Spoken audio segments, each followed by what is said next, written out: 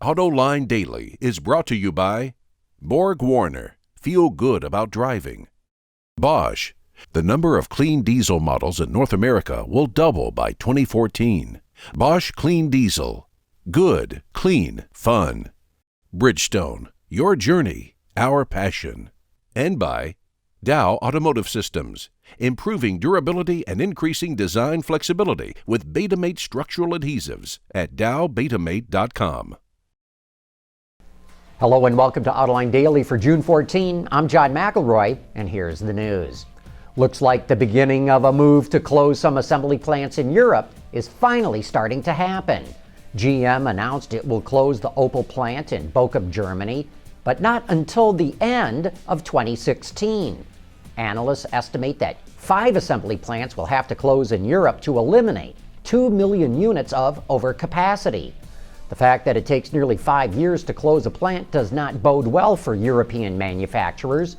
This almost ensures they will lose a lot of money for the next 5 years, except for the German automakers, which do not have overcapacity problems. BMW just announced the price of its futuristic-looking hybrid, the i8. It will retail for 100,000 euros. That's about $125,000. BMW says it will sell the car in Germany through a mobile force of salespeople with no dealerships and use the internet instead. The i8 will compete against the Fisker Karma, which is priced at $103,000. Hey, who says big things don't come in small packages? Mercedes-Benz and the folks at AMG are hard at work developing the performance version of the company's new A-Class. Internally, it's referred to as the A45. Externally, it's targeting competitors like the BMW M1 and the upcoming Audi RS3. Under the hood, this SWABIAN SCUD missile will be powered by a 2-liter turbo delivering an estimated 370 horsepower. And that is an absolutely astonishing figure, and it gives this little 4-pot a specific output of 185 horsepower per liter. And that is unheard of for a production vehicle. Torque should weigh in at around 300 pound-feet. With this much vigor, all-wheel drive had better be part of the equation. Interestingly, like other AMG engines, every 2-liter turbo will be hand-assembled by one person. A mathematics professor at Drexel University has patented a new type of rear-view mirror that was inspired by a disco ball of all things. Traditional mirrors are flat and give a limited field of vision, between 15 and 17 degrees, but this mirror spans a blind spot-killing 45 degrees. This mirror is not simply a curved pane of glass. Instead, its surface is made up of a vast array of tiny wide-angle mirrors. Each individual reflection may be slightly distorted, but the overall image remains true. Unfortunately, U.S. regulations require new vehicles to have flat mirrors on the driver's side. And to me, that's just another example of unneeded regulation that's stifling innovation. In its effort to cut traffic deaths in half by 2020, Euro NCAP will add autonomous emergency braking tests to its crash ratings in 2014.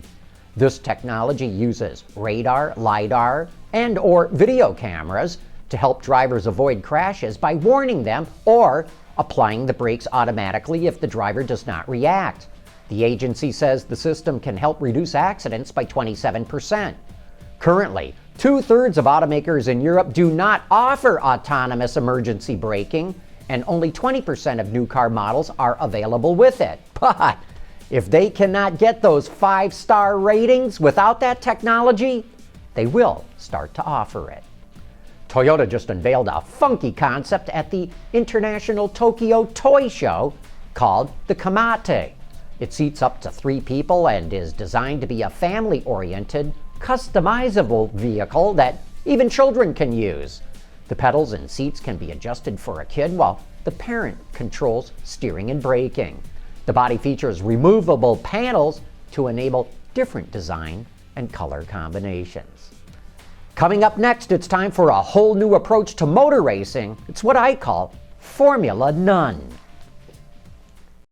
Clean diesel models in North America will double by 2014. Why? Higher take rates, lower cost of ownership, longer range and better fuel mileage, lower CO2 emissions.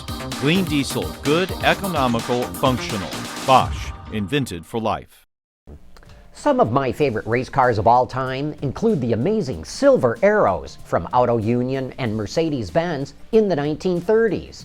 The futuristic-looking Chaparral Can-Am cars that tore up the tracks in the 1960s, and the captivating winged Superbirds and Daytonas that swept through the superspeedways in the early 1970s.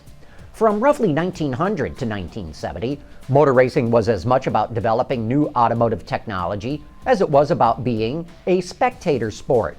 Important innovations in powertrain technology, metallurgy, aerodynamics, suspension geometry, steering and brakes were transferred from the racetrack to the assembly line during those 70 years. Racing improved the breed.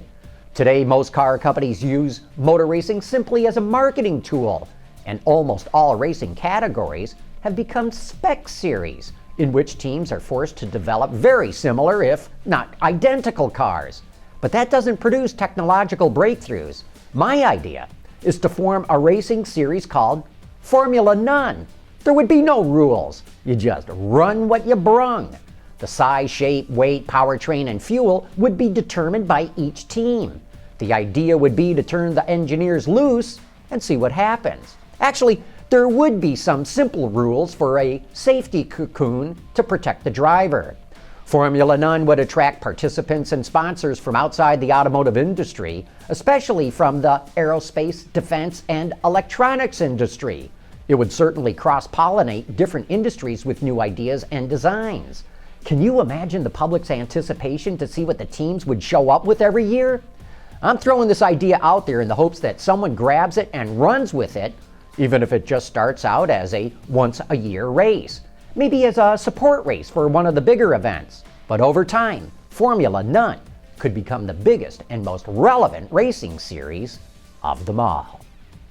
Say a programming note here, Autoline After Hours will not be running tonight, but will return to its normally scheduled time next Thursday, and that's going to be a very unique show.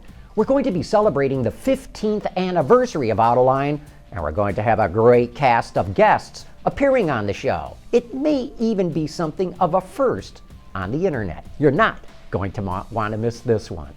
But that wraps up today's show. Thanks for watching, and please join us again here tomorrow.